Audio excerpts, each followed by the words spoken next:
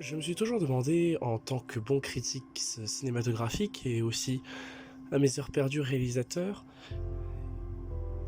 est-ce qu'il existe une recette magique pour créer le film parfait? De tous les films que j'ai vus, j'en retiens 3 ou 4, précisément, que je préfère par-dessus tout. Au revoir là-haut, réalisé par le grand comique et humoristique Albert Dupontel, mais également Nos Jours Heureux, de Eric Toledano et Olivier Nakache. Et le troisième film, Les Oubliés de Martin Zlandiff.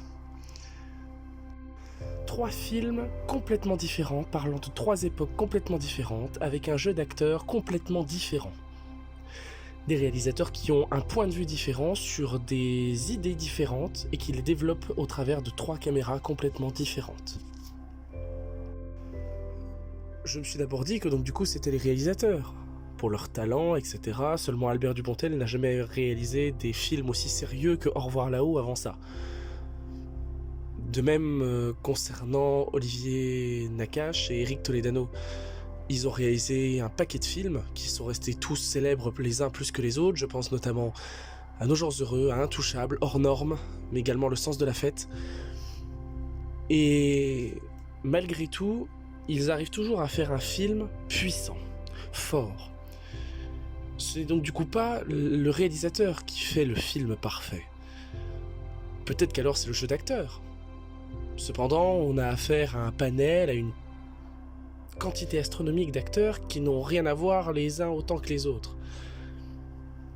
Je pense notamment au jeu de Jean-Paul Rouve dans Nos Jours Heureux, qui est un jeu assez particulier vis-à-vis de ce qu'il a l'habitude de jouer, aussi bien dans Aladdin, on n'en fera pas la critique, que dans bon nombre d'autres films, notamment un des autres du duo Toledano-Nakache, celui du Sens de la Fête. À chaque fois, Jean-Paul Rouve joue un rôle différent. Une personnalité différente, dans un monde différent. De même que Albert Dupontel est l'acteur, aussi bien il est devant que derrière la caméra, mais en l'occurrence, en tant qu'acteur sérieux, il est complètement différent. Ce n'est donc pas le jeu d'acteur. Est-ce que la qualité de l'acteur en lui-même peut faire quelque chose? Je pense notamment à Laurent Lafitte dans Au revoir là-haut, il vient de la comédie française, mais pourtant, dans les autres films que j'ai cités, on ne parle pas d'acteurs de la comédie française. Dans le film Les Oubliés, par exemple, on parle de gamins de 15 ans. Et pourtant, le jeu d'acteur est là. C'est donc du coup pas la position de l'acteur qui fait le film parfait. Alors qu'est-ce qui fait un film parfait? Les plans, la couleur, l'exposition, la relation entre les plans d'intérieur et les plans d'extérieur, le son, la musique, les images. Eh bien, j'ai l'impression que le film que je vais critiquer aujourd'hui est le parfait exemple de ce qu'est un film parfait.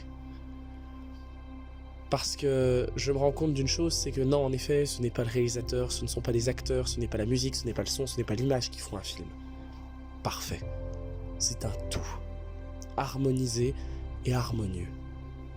Et La Belle Époque de Nicolas Bedos est l'exemple que nous allons voir aujourd'hui.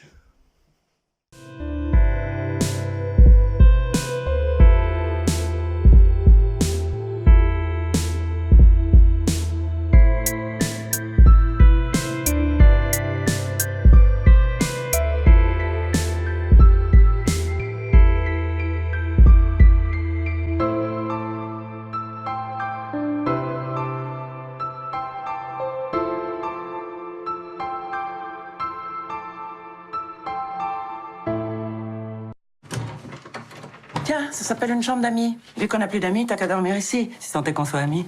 Tu veux plus qu'on dorme ensemble? Non, j'ai l'impression de vieillir plus vite quand je m'endors à côté de toi. J'ai vu ce soir La Belle Époque de Nicolas Bedos avec Daniel Auteuil, Fanny Ardant, Guillaume Canet, Doria Tilly.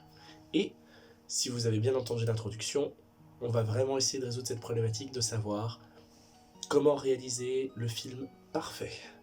Alors, j'ai connu 3 grands films dans tous les films que j'ai pu voir, et j'en ai vu une bonne centaine. Et je crois que La Belle Époque est le premier, vraiment. Donc ça y est, maintenant c'est plus un top 3, c'est un top 4. J'ai connu Nos Jours Heureux de Toledano et Nakache, le premier film que j'ai découvert d'eux, Toledano et Nakache, un duo de choc pour moi. J'ai connu Les Oubliés de Martin Van Leaf et Au revoir là-haut, donc, de Albert Dupontel. Alors, étant donné que la critique est un peu à chaud, là, au moment où je vous parle, je vous dis, je viens de sortir de la salle, il est minuit 20, et je voulais vraiment critiquer ce film à chaud. Alors je vais peut-être m'en mêler un peu les pinceaux de temps en temps, je pense que je vais faire des spoilers. Oh my God! Okay, it's happening! Everybody stay calm! What's the procedure, everyone? What's the procedure? Stay calm! Wait.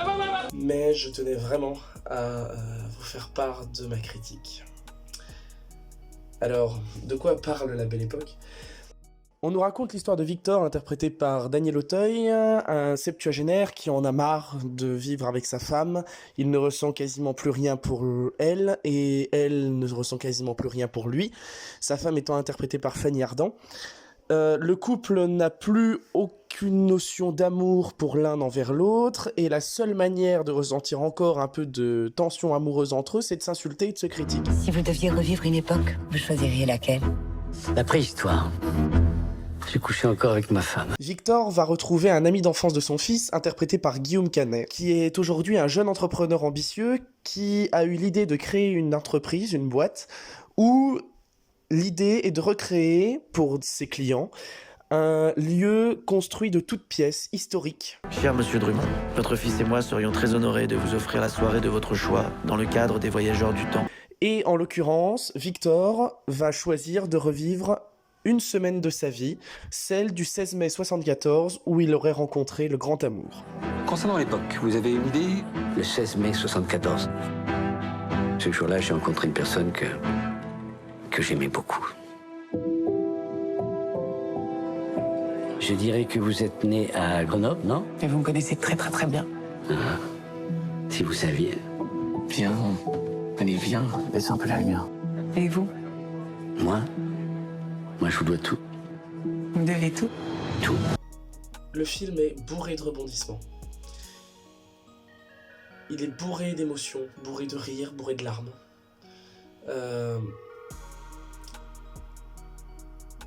Je sais même pas par où commencer tellement il y a de choses à dire.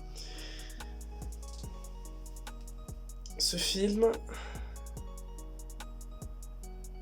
est juste incroyable.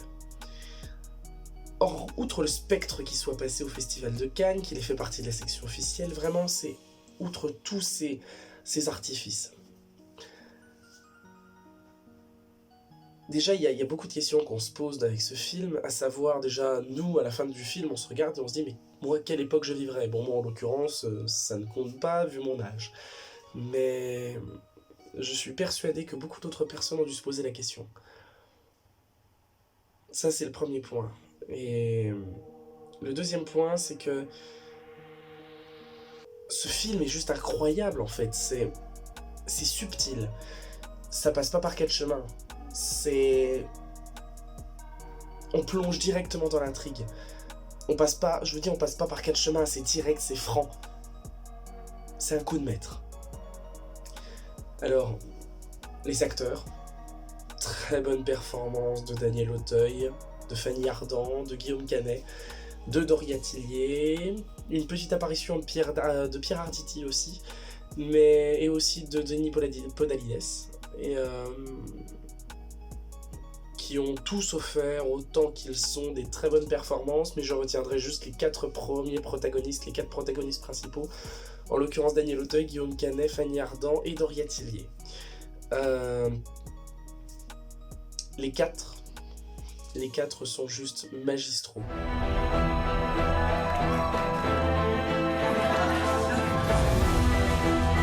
Elle revient quand ? Elle n'est pas censée revenir, ce sont des comédiens. Mademoiselle ? Je sais pas ce qui vous attend, je sais pas ce qui va se passer, mais vivez-le à fond. Merde! texte, je parle comme une chanson. Leur jeu est fantastique. Concernant le réalisateur Nicolas Bedos, son coup d'œil est brillant. Parce qu'en vérité, pour vous expliquer, Victor, donc Daniel Auteuil, ne supporte pas le monde dans lequel on vit. Voilà, il ne supporte pas les nouvelles technologies. C'est ce qu'il aime au plus profond de lui. C'est un livre, c'est du papier, c'est ce qu'il aime. Et il n'aime pas le monde dans lequel il vit, contrairement à sa femme, donc Fanny Ardant, qui elle est passionnée de nouvelles technologies, qui porte un casque virtuel, a une voiture moderne avec un GPS, un écran tactile. Et son fils aussi travaille dans tout ce qui est informatique, numérique. Et lui, Daniel Auteuil, donc Victor, ne se sent plus aimé dans ce monde-là. Et c'est aussi une des raisons pour lesquelles il va s'enfuir dans ce monde des années 70, le monde qu'il a vécu, le monde de sa jeunesse. Et il y a aussi un coup d'œil des couleurs, un jeu des couleurs que je trouve absolument magnifique. C'est au tout début du film, quand justement il se rend compte qu'il en a marre de ce monde de technologie. Toutes les lumières sont bleues, blanches, des couleurs froides, mais les pièces sont sombres, c'est obscur. Et quand il rentre dans ce monde des années 70, toutes les couleurs reviennent. C'est comme si, il y avait une certaine joie de vivre, une certaine gaieté et une certaine nostalgie. Et ça me rappelle justement cette phrase qui est sortie dans le film. La nostalgie, ça plaît de plus en plus. La nostalgie, c'est ambitieux, ça plaît de plus en plus, et c'est... Voilà, et c'est vrai. C'est vrai que c'est ambitieux, c'est vrai que c'est beau. C'est beau. Et ça nous fait presque regretter cette époque-là. Donc il y a ça, il y a ce jeu d'acteur, il y a le réalisateur qui a fait un excellent boulot. Le travail qu'il y a en fond est juste magnifique. Et franchement, mais allez voir ce film. Allez le voir, c'est un chef-d'œuvre. Un chef-d'œuvre. Alors, je tiens juste à faire une petite précision très courte concernant le film. Parce que du coup, j'en oublie le côté objectif de base de la vidéo, c'est y a-t-il une recette pour faire le film parfait ? Eh bien, j'ai envie de vous dire oui. Oui, il y a une recette pour faire le film parfait. Soyez créatifs. Ayez de l'envie. Ayez envie de vous dire ce film-là me plaît, je vais aller le voir. La brochette d'acteurs est là, le réalisateur est là. La bande-annonce donne vraiment envie d'aller voir le film, très sincèrement, la bande-annonce donne vraiment envie d'aller voir le film. J'ai envie de vous dire, normalement, rien ne devrait vous empêcher de le voir, si ce n'est vous-même. Et c'est ça, le secret de la recette d'un film parfait. C'est, est-ce que vous pouvez toucher toutes les générations avec ce film ? Est-ce que vous pouvez plaire à tout le monde ? C'est impossible. C'est vraiment impossible. Mais si vous voulez conquérir le public, conquérir son cœur, conquérir son goût pour votre film, son goût positif pour votre film, alors faites quelque chose qui lui plaira. Et une chose qui est sûre, c'est que moi, le film que j'ai vu ce soir, il m'a plu.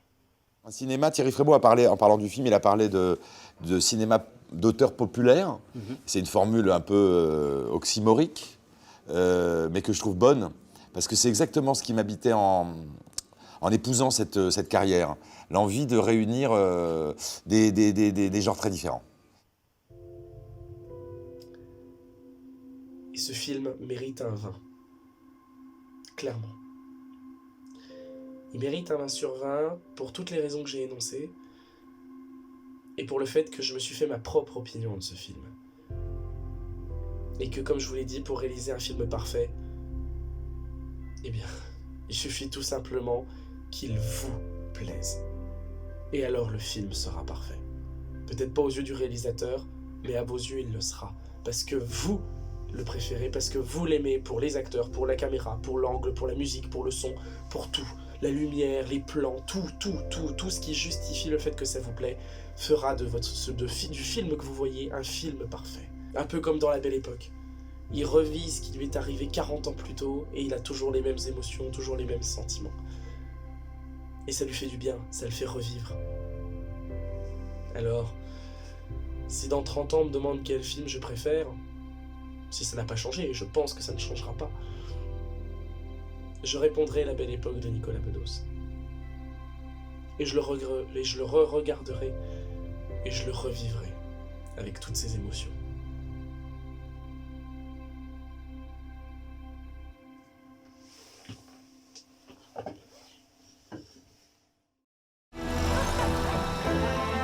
Quand vous dites que vous organisez des soirées sur mesure, hein, c'est pas seulement de la pub.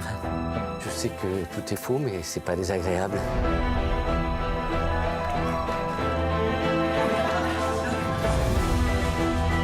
Elle revient quand? Elle n'est pas censée revenir, ce sont des comédiens. Mademoiselle!